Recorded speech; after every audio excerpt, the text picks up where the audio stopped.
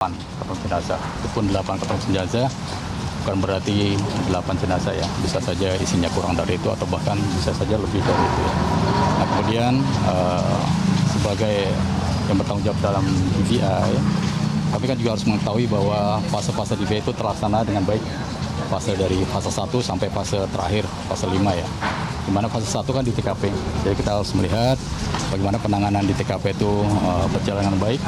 Jangan sampai nanti apabila pelaksanaan di TKP kurang baik, nanti berdampak pada proses selanjutnya. Ya. Jadi pengumpulan barang bukti berupa potongan jenazah, potongan tubuh atau barang-barang kepemilikan korban itu kan sangat mempengaruhi dari pelaksanaan berikutnya. Ketika pengumpulan yang kurang baik atau salah dalam penanganan sehingga nanti prosesnya menyulitkan pada proses-proses berikutnya. Nah, kami kesini melakukan penilaian, melihat dan sekaligus nanti ketika dibutuhkan sebagai asistensi pelaksanaan pengumpulan barang bukti saja. Fokusnya masih di lantai 8 atau justru di lantai 9 ataupun juga 7, Pak? Ya, kalau masalah itu nanti kita akan berkoordinasi dengan manajer TKP ya, karena yang mengetahui kondisi TKP itu kan mereka. Okay. Kita pun masuk nanti tentu saja izin dari manajer TKP, karena kita tidak tahu kondisinya di atas apakah cukup aman atau tidak. Okay. Karena ini kan kasus kebakaran ya, tidak menutup kemungkinan mungkin masih ada gas-gas yang berbahaya bagi kita. Jika tentu saja dengan penilaian itu kita akan masuk dengan perlengkapan yang memadai. Jangan sampai nanti kita justru malah celaka. Ya. Pak, tapi dari pagi kami memantau ada yang berpakaian biasa tapi pakai helm aja. Itu mereka itu siapa, Pak? Dan maksud dan tujuannya seperti apa? Apakah memang dari manajemen atau seperti apa? Saya kurang 86 ya, karena saya baru sampai sini. Maka dari itu saya akan memastikan nanti kita tahu apa yang terjadi. Ya. Tapi akan dipastikan untuk selanjutnya APD pasti lengkap atau bagaimana, Pak? Ya, sedapat mungkin kita APD, Pak. sebaiknya melakukan tindakan itu terukur ya.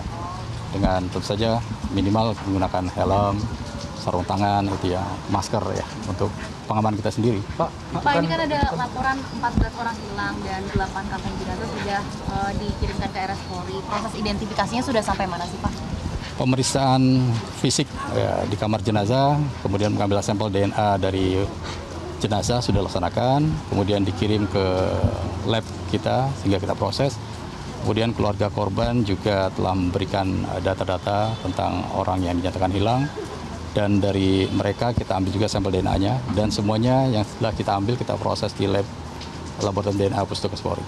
Pak, kalau terkait dengan kondisi jenazah ini kan cukup buruk ya, Pak. Artinya mungkin ada lebih lama begitu, Pak, untuk proses identifikasinya. Kira-kira berapa lama proses identifikasi akan dilakukan oleh pihak RS Polri? Seperti yang saya berulang-ulang sampaikan bahwa normalnya itu 1 sampai 2 minggu.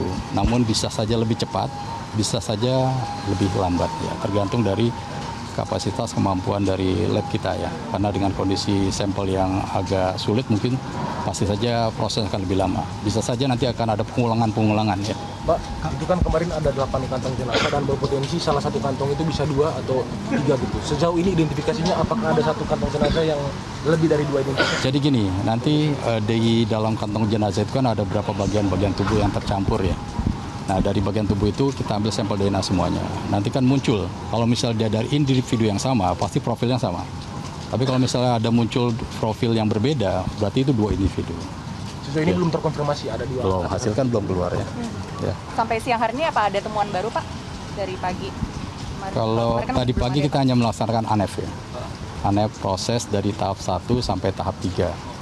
Ya, itu kita laksanakan. Apa, Pak? Penyisiran atau apa? Tahap 1 itu kan di TKP. Kemudian tahap 2 pemeriksaan jenazah di kamar mayat.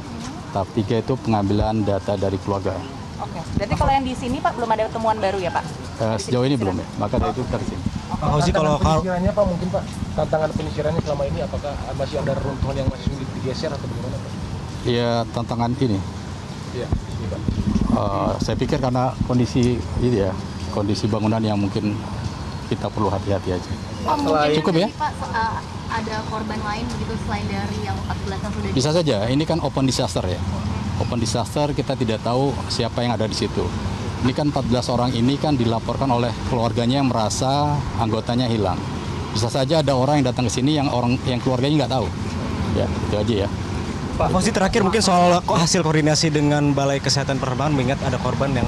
Oh, surat akan kita kirimkan hari ini ya. Saya nggak tahu mungkin sudah jalan atau belum, nanti saya cek. Nah, namun secara lisan kita sudah sampaikan kepada orang-orang yang di sana. Personil yang diturunkan hari ini berapa personil Pak yang diturunkan hari ini untuk melakukan Dari penyisiran? tim DPI.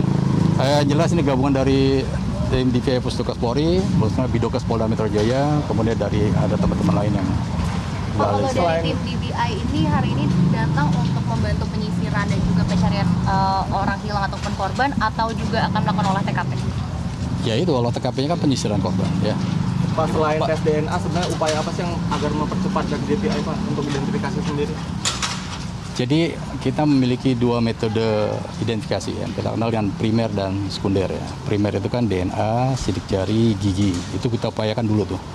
Sidik jarinya kan kita lihat saat ini memang sulit ya, tidak ada sidik jari bisa kita ambil. Giginya kita mintakan data antemortem dari keluarga, apakah punya rekam medis gigi. Kemudian kita lihat apakah ada barang bukti gigi yang kita temukan di TKP. Nah, kemudian yang terakhir DNA. DNA yang merupakan istilahnya pamungkas. Ya. Jadi kalau misalnya masih ada properti, masih ada ciri-ciri korban yang masih bisa kita lihat, itu bisa juga kita andalkan. Pak, kalau dipersenkan, kira-kira ini sudah berapa persen sih Pak identifikasi dari DPI sendiri? Oh, tidak bisa dipresentasikan karena prosesnya belum lengkap ya. Oke. Pak, penegasan aja Pak, Udah ya? untuk yang ditemukan kemarin itu berarti keseluruhan dari 8 korban itu ditemukan dengan secara kebanyakan tidak utuh gitu Pak? Iya, kondisi itu. Oke, ya. Makasih ya. Terima kasih ya Ya. Pak Fauzi, terima kasih. Terima kasih. Terima kasih ya Pak. Terima kasih Bapak.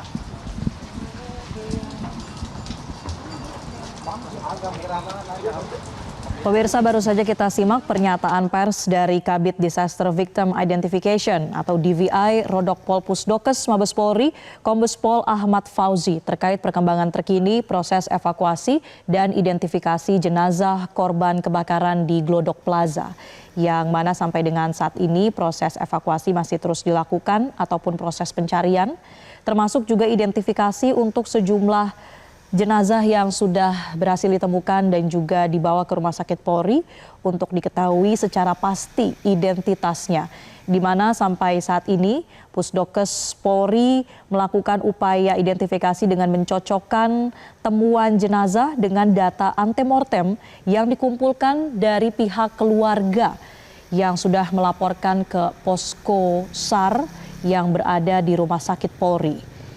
Tadi juga disampaikan bahwa proses identifikasi sampai dengan saat ini belum bisa dipastikan sudah berjalan berapa persen karena prosesnya ini masih akan terus berkelanjutan dan diharapkan sampai dengan semua korban yang dinyatakan hilang ini bisa ditemukan dan juga seluruhnya bisa diidentifikasi. Jelajahi cara baru mendapatkan informasi. Download Metro TV Extend sekarang.